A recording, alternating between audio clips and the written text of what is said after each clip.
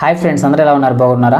ఈరోజు మనం ఈ వీడియోలో సపోజ్ మీరు హెచ్డిఎఫ్సి కార్డు యూజ్ చేస్తుంటే సపోజ్ మీకు నేను ఇక్కడ ఒక స్క్రీన్ షాట్ చూపిస్తాను. ఈ విధంగా కార్డ్ ఈజ్ డిజేబుల్డ్ అని వస్తే మనం ఈ కార్డుని ఎలాగ ఎనేబుల్ చేసుకోవాలనే విషయం గురించి నేను ఈ వీడియోలో మాట్లాడతాను. నాకైతే రీసెంట్గా అయితే కార్డ్ ఈజ్ డిజేబుల్డ్ అనే రీసెంట్గా అయితే వచ్చింది. నేనైతే దాన్ని అయితే సాల్వ్ చేసుకున్నాను. ఇప్పుడు నా కార్డ్ అయితే వర్క్ అయితే అవుతుంది. నేను కూడా మీకు ఈ వీడియోలో క్లియర్గా అయితే చెప్తాను ఎలా ఎనేబుల్ చేసుకోవాలి కార్డు అనే విషయం గురించి. అయితే ఇలాగ ఎందుకు డిజేబుల్ అవుతుంది అనే విషయం గురించి ఫస్ట్ మనం మాట్లాడుకుంటే దీనికైతే చాలా కారణాలు అయితే ఉంటాయి. మెయిన్గా ఏంటంటే మనం ట్రాన్సాక్షన్ చేసేటప్పుడు మనం రాంగ్ CVV నొక్కినా కానీ లేకపోతే రాంగ్ OTP నొక్కినా కానీ ఈ విధంగా అయ్యే అవకాశం అయితే ఉంటుంది. లేకపోతే మీ కార్డుని వేరే ఎక్కడన్నా అన్ఆథరైజ్డ్ వెబ్సైట్ లేదా ఎవరన్నా యూజ్ చేస్తున్నట్టు తెలిస్తే ఆటోమేటిక్గా సిస్టమ్ అయితే మనకి HDFC సిస్టమ్ అయితే ఆటోమేటిక్గా అయితే మన కార్డుని అయితే డిజేబుల్ అయితే చేస్తుంది. ఇంకా కొన్ని కారణాలు అయితే ఉంటాయి. ఈ కారణాలు అన్నిటి వల్ల అయితే మీ కార్డు అయితే డిజేబుల్ అయ్యే అవకాశం అయితే ఉంటుంది. దీనికోసం మీరు ఎనేబుల్ చేసుకోవాలంటే ఫస్ట్ అయితే నేను వెబ్సైట్లో అయితే ట్రై చేశాను. HDFC వెబ్సైట్లో అయితే ట్రై చేస్తే నాకైతే అక్కడ ఎలాంటి ఆప్షన్ అయితే లేదు. నాకైతే ఎనేబుల్ అయితే అవ్వలేదు. అక్కడ ఆప్షనే లేదు, ఎనేబుల్ అవ్వలేదు.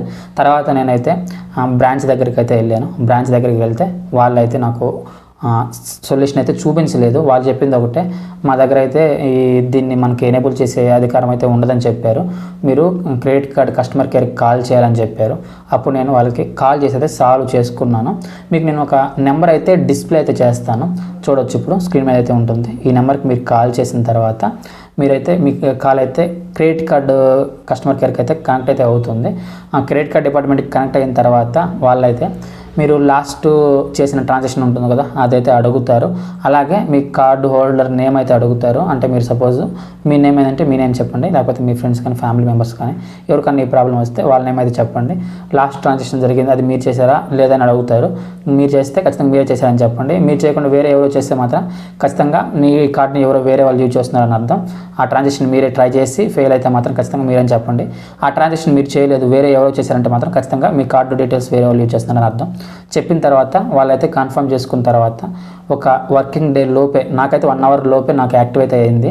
ఒక వర్కింగ్ డే లోపే అయితే మన కార్డు అయితే మళ్ళీ తిరిగి ఎనేబుల్ అయితే చేస్తారు. ప్రాబ్లం అయితే ఏముండదు.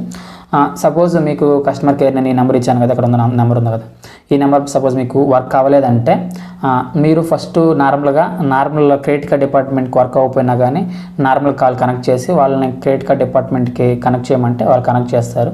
అప్పుడు అంటే నార్మల్ నెట్ బ్యాంకింగ్ సపరేట్గా అయితే ఉంటుంది. నెట్ బ్యాంకింగ్కి ఒక కస్టమర్ కేర్ డిపార్ట్మెంట్ ఉంటుంది. అలానే మనకి క్రెడిట్ కార్డ్కి ఒక డిపార్ట్మెంట్ ఉంటుంది. నార్మల్గా సేవింగ్ అకౌంట్కి ఒక డిపార్ట్మెంట్ ఉంటుంది. కాబట్టి సపోజ్ మీరు సేవింగ్ అకౌంట్ గురించి డీటెయిల్స్ కావాలని ఫోన్ చేసి అక్కడ వాళ్ళని ట్రాన్స్ఫర్ చేయంటే వాళ్ళు చేస్తారు. క్రెడిట్ కార్డ్ డిపార్ట్మెంట్కి అయితే ట్రాన్స్ఫర్ చేస్తారు.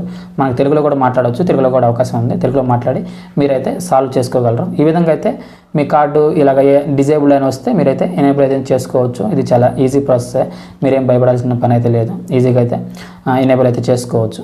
సపోజ్ మీకు ఇంకా ఏదన్నా డౌట్ ఉంటే కింద కామెంట్ సెక్షన్లో కామెంట్ చేయండి, ఖచ్చితంగా నేనైతే రిప్లై ఇస్తాను.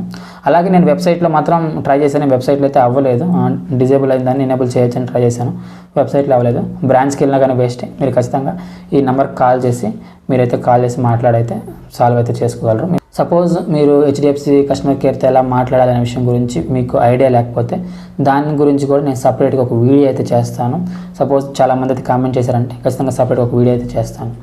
ఈ వీడియో అంతే ఫ్రెండ్స్. నేను ఈ వీడియో ద్వారా మీకు HDFC క్రెడిట్ కార్డు డిజేబుల్ అయితే ఎనేబుల్ ఎలా చేయాలనే విషయం గురించి ఎంతో కొంత ఇన్ఫర్మేషన్ నేను అందించాను అనుకుంటున్నాను. వీడియో నచ్చితే లైక్ చేయగలరు, అలానే మన ఛానల్ అయితే సబ్స్క్రైబ్ చేసుకోగలరు. Thank you so much for watching. జై హింద్.